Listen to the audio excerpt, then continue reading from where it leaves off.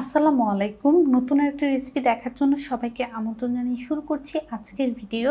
আজ আমি আপনাদের সঙ্গে আটা আর ডিম দিয়ে দারুণ মজার একটা পিঠা রেসিপি শেয়ার করব।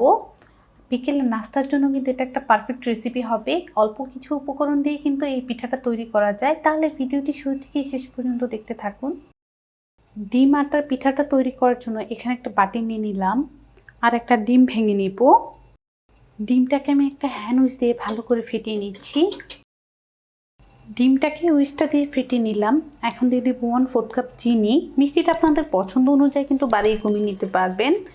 এখন এই হ্যান্ড উইচটা দিয়ে চিনি আর ডিমটাকে ভালোভাবে ফেটিয়ে নিতে হবে, যেন চিনির যে দানাদার ভাবটা আছে সেটা না থাকে।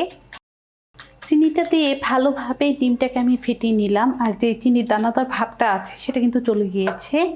এখন দিয়ে দেবো 1/4 চা চামচ পরিমাণ এলাচি গুঁড়া, 1 টেবিল চামচ পরিমাণ রান্নার তেল, 1/4 চা চামচ পরিমাণ দিয়ে দিচ্ছি লবণ, আর দিয়ে দিচ্ছি 1/2 চা চামচ পরিমাণ বেকিং পাউডার। আবারও এই হ্যান্ড উইচটা দিয়ে সব কিছু ভালো করে মিশিয়ে নিব। সব কিছু মিশিয়ে নিলাম। দিয়ে দিচ্ছি 1 কাপ পরিমাণ আটা। আমি তো এই পিঠাটা আটা দিয়ে তৈরি করতেছি, আপনারা চাইলে কিন্তু ময়দা দিয়েও এই পিঠাটা তৈরি করে নিতে পারবেন। তারপর হাত দিয়ে সব কিছু ভালো করে মিশিয়ে নিব। আর এই কাজটা যদি আমরা হাত দিয়ে করি তাহলে কিন্তু ভালো হবে। ডোটা করার পর আমি দেখিয়ে দিচ্ছি। এই যে ডোটা কিন্তু আমি করে নিয়েছি, আর ডোটা দেখুন কতটা আঠালো আঠালো হয়েছে। এই ডোটা কিন্তু এরকম একটু আঠালো আঠালোই হবে। আমি কিন্তু এখানে কোনো এক্সট্রা পানি দেই নাই। 1 কাপ আটার জন্য একটা ডিম হলেই কিন্তু হবে। এখন আমি হাতটাকে ভালো করে ওয়াশ করে নিচ্ছি। হাতটাকে ভালো করে ওয়াশ করে নিলাম, আর হাতের মধ্যে এই যে অল্প করে তেল লাগিয়ে নিচ্ছি, কারণ যেহেতু ডোটা আমাদের একটু আঠালো আঠালো, পিঠা বানাতে গেলে কিন্তু হাতের মধ্যে আটকে যাবে। তারপর যেটা করতে হবে, এখান থেকে অল্প করে ডো নিয়ে নিতে হবে, আর পিঠাগুলো এভাবে গোল করে নিব। এই যে ঠিক এমন ছোট ছোট করে বল তৈরি করে নিচ্ছি। মা মেয়ে 3 জন মিলে এই বলগুলো কিছুক্ষণের মধ্যেই তৈরি করে নিয়েছি। আর এই যে দেখুন, এখানে কিছু সাদা তিল নিয়েছি, আর এই সাদা তিলগুলো কিন্তু বাজারে অ্যাভেলেবেল পাওয়া যায়। এখন এই তিলের মধ্যে পিঠা গড়িয়ে নিব। পিঠাটাকে ভালো করে কিন্তু তিলের সাথে গড়িয়ে নিতে হবে। তারপর আবারও এভাবে একটু গোল করে নিচ্ছি। তাতে কি হবে, তিলগুলো কিন্তু পিঠার সাথে ভালো করে আটকে যাবে। আরেকটি করে দেখাই।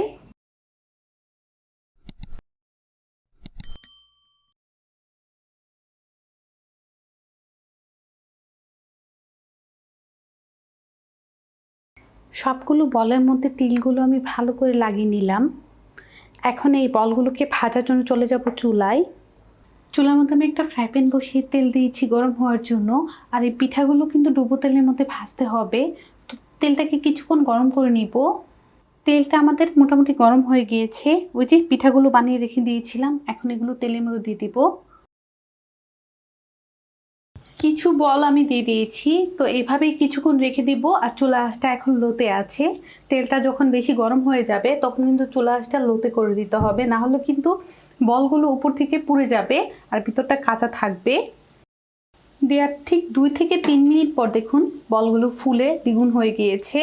তার জন্য বলগুলো একটু ছোট ছোট করে বানালেই ভালো হয়। আর এই যে দেখুন ফুলে একদম ফেটে গিয়েছে। চুলার আঁচটা যদি আমরা লোতে না রাখি তাহলে কিন্তু ভিতরটা কাঁচা থাকবে আর উপরটা কালার চলে আসবে। লো আঁচে পিঠাগুলো ভেজে নিতে হবে। আমি আরও কিছুক্ষণ এই পিঠাগুলো ভেজে নিচ্ছি। আরও কিছুক্ষণ এই বলগুলো ভেজেছি, আর এগুলো দেখুন সুন্দর কালার চলে এসেছে। এখন এগুলোকে উঠিয়ে নিব। বাচ্চাদের টিফিনে অনায়াসেই কিন্তু এই বল পিঠাগুলো দিয়ে দেওয়া যাবে। আর কতটা সুন্দর হয়েছে একটু খেয়াল করে দেখুন। একদিন বানিয়ে কিন্তু পুরো মাস জুড়ে রেখে খেতে পারবেন।